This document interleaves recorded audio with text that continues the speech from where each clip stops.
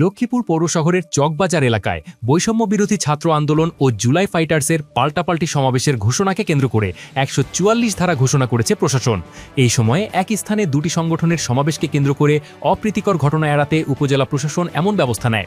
আজ রোববার বিকেল 4:30 থেকে পরবর্তী নির্দেশ না দেওয়া পর্যন্ত চকবাজার মসজিদের সামনে ও আশপাশের এলাকায় এই আদেশ বলবৎ থাকবে। লক্ষ্মীপুরের উপজেলা নির্বাহী কর্মকর্তা বা ইউএনও ও নির্বাহী ম্যাজিস্ট্রেট কেথওয়াই প্রো মার্মা এই নির্দেশনা জারি করেন।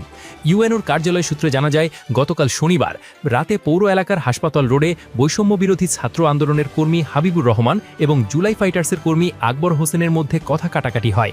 এক পর্যায়ে তা হাতাহাতিতে গড়ায়, এতে উভয়েই সামান্য আহত হন।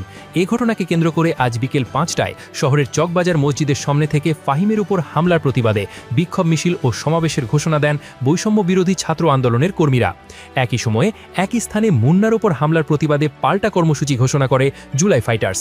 একই স্থান ও সময়ে দুই পক্ষের কর্মসূচিকে কেন্দ্র করে আইন শৃঙ্খলা পরিস্থিতির অবনতি হওয়ার আশঙ্কা দেখা দিলে প্রশাসন ১৪৪ ধারা জারির সিদ্ধান্ত নেয়। লক্ষ্মীপুরের অতিরিক্ত পুলিশ সুপার সদর সার্কেল মোহাম্মদ রেজাউল হক জানান, যে কোনো প্রকার সংঘর্ষ এড়াতে ও আইন শৃঙ্খলা পরিস্থিতি নিয়ন্ত্রণে রাখতে উপজেলা প্রশাসন ওই স্থানে ১৪৪ ধারা জারি করেছে। এলাকায় অতিরিক্ত পুলিশ মোতায়েন রয়েছে এবং আইন শৃঙ্খলা বাহিনী সতর্ক অবস্থানে আছে।